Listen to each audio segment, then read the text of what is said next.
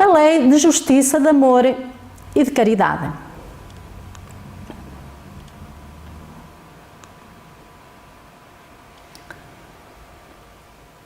A lei de justiça consiste em cada homem respeitar os direitos do outro. Reparem, este conceito tem muito que se lhe diga. É muito importante que nós meditemos muito sobre ele. Manifesta-se de maneira diferente entre os homens dependendo do seu estágio evolutivo. Ao longo da história, este conceito de justiça foi, felizmente, também evoluindo. E foi sempre diferente nos homens de cada povo e foi diferente também nos povos do planeta. E à medida que o homem foi evoluindo, este conceito também foi evoluindo e foi inclusive acompanhando a lei humana. O primeiro grande direito é o direito à vida. Sem dúvida nenhuma, o homem tem o direito à vida. Depois tem o direito de propriedade. A propriedade legítima, que é adquirida sem o prejuízo de outrem. Toda aquela propriedade que nós temos, tudo o bem, tudo aquilo que nós temos que não prejudicou ninguém, então podemos chamar-lhe uma propriedade legítima. Ao contrário, se eu, através da força, da violência ou de qualquer astúcia enganadora, prejudico alguém, então já não é uma propriedade legítima, chama-se roubo. Aqui cabe também o conceito de caridade, o amor ao próximo. Nós, muitas vezes, e a maior parte de nós, confundimos muito caridade com esmola. Mas, segundo a filosofia espírita, caridade é diferente de esmola. A caridade portanto, a esmola é uma consequência da miséria moral. A caridade, não. A caridade, a verdadeira caridade, deve gerar, por exemplo, emprego.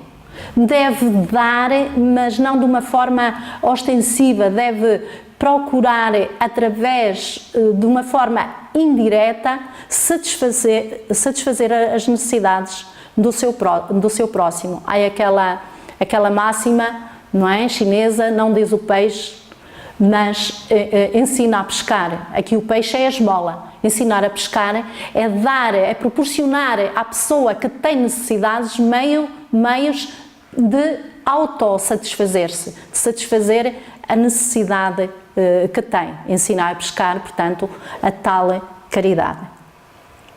Reparem, caridade não é um ato, é uma virtude, ao passo que a esmola em si é uma virtude, é um ato. Portanto, são coisas completamente diferentes. Vamos aprender a distinguir estes dois conceitos.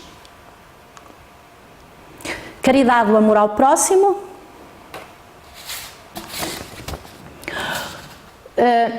Os graus de parentesco são recursos utilizados pela natureza, pela lei natural, para o desenvolvimento da criatura humana. É de facto através da família que nós começamos por aprender a amar o nosso próximo. Numa família, como todos sabemos muito bem na prática e através da reencarnação, os espíritos encontram-se em prova ou em expiação que resulta na prática na ausência do amor maternal ou filial e outros tipos de amor. E isso acontece um pouco em todas as famílias, numas mais do que noutras. E estamos na última lei. Perfeição moral. Vamos, em primeiro lugar, analisar o que são as virtudes. Então, as virtudes, segundo a filosofia espírita, é todo o esforço voluntário que nós fazemos para vencer os nossos vícios. Depois, com a prática, este esforço acaba por ser involuntário, mas aí nós já atingimos outro patamar.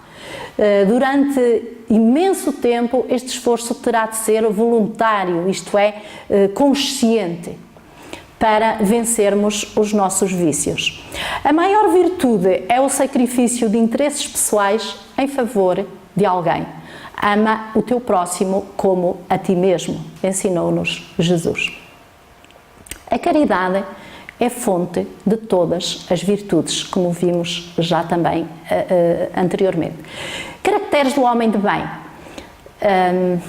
Dalai Lama, que é o líder espiritual do budismo, é de facto, ou pode ser de facto, considerado um homem de bem, protótipo do homem de bem. No caderno está também consignados todos os princípios do homem de bem, mas ele reconhece especialmente pela sua elevação espiritual. Mas podem, se quiserem, através do caderno, ver todas as características do homem de bem. O autoconhecimento.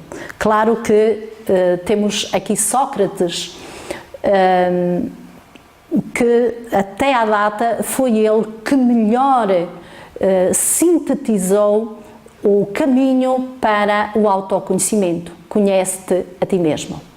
Isto foi já há 2500 anos, mas ainda hoje nós não aprendemos esta fórmula tão simples de dizer e decorar.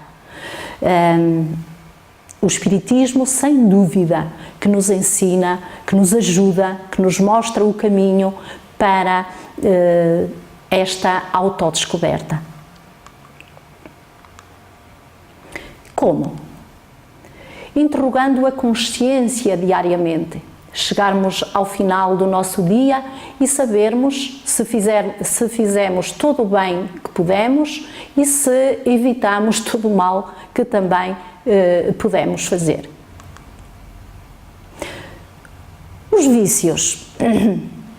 O vício pode ser considerado como o arrastamento voluntário aos maus pendores. Reparem, voluntário, embora nós muitas vezes façamos estes gestos, por exemplo, de fumar, de uma forma involuntária, mas ele iniciou-se de uma forma voluntária. Claro que nasce do egoísmo, da insegurança, dos medos, das fobias, falta de autoestima, etc, etc, etc. Conhece-te a ti mesmo e verás que os vícios já eram. Paixões. A paixão é a concentração de energia que proporciona um exagero da ação. Uma pessoa, quando conhece alguém e se apaixona por ela, é um exagero da ação. Mas essa fase é importante porque a seguir a essa vem o verdadeiro amor, que é aquele em que esse exagero dá lugar a uma reflexão mais profunda, a saber analisar com base no bom senso, na razão, aquilo que está em causa a analisar e chegar às melhores conclusões. Ora, as paixões podem ser de dois tipos, mas quando são elas que nos dirigem e que necessariamente conduzem ao fanatismo. E há muitos fanatismos, não é? O religioso, pelo futebol, etc, etc, etc. Claro, de uma forma geral, podem conduzir, em última instância, ao abismo, ao fracasso. Ao contrário, as paixões também podem ser boas, quando somos nós a dirigi-las, isto é, precisamente o contrário. Quando somos nós a dirigi-las, elas conduzem-nos à razão, ao bom senso, aliás, usamos esse caminho para isso. E conduzem também a grandes realizações.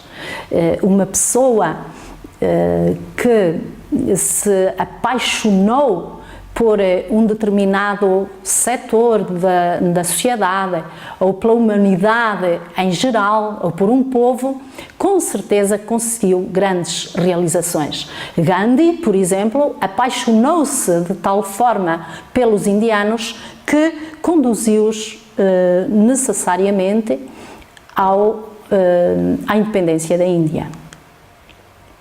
O egoísmo é o pior dos vícios, de onde deriva todo o mal. E é o mais difícil de se perder, porque este egoísmo, à medida que se vai trabalhando, vai diminuindo necessariamente, mas eliminá-lo completamente é pertença de muito poucos humanos. Conclusão: conhecer-se a si próprio, ao meio que o rodeia, às leis que regulam o seu relacionamento com esse meio e com os seus semelhantes, aplicando o conhecimento das leis morais a si mesmo, é o que leva o espírito à perfeição, que é o objetivo da sua existência. Muito obrigada pelo tempo que me dispensaram, bom trabalho e até uma próxima oportunidade.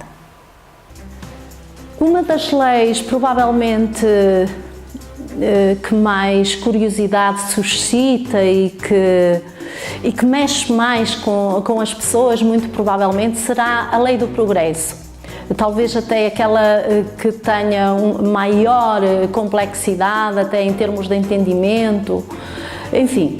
E, por esse motivo, nós gostaríamos de ilustrar o progresso, esta questão do progresso, se calhar de uma forma que fique mais vincada na nossa memória. E eu lembrei-me de partilhar aqui convosco a viagem de um átomo de carbono.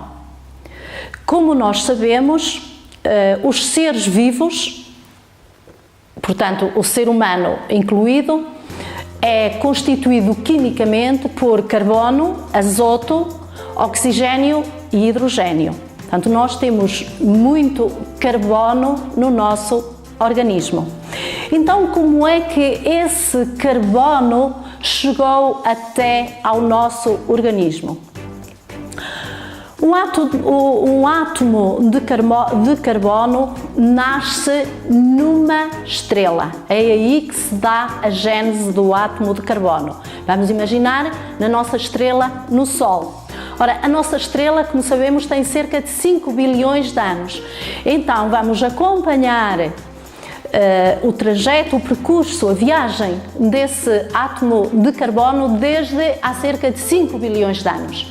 Ele nasce então numa estrela, no Sol. Depois de passar por 2 ou 3 fases, que não vou aqui pormenorizar porque demoraria bastante tempo, ele é disseminado no espaço.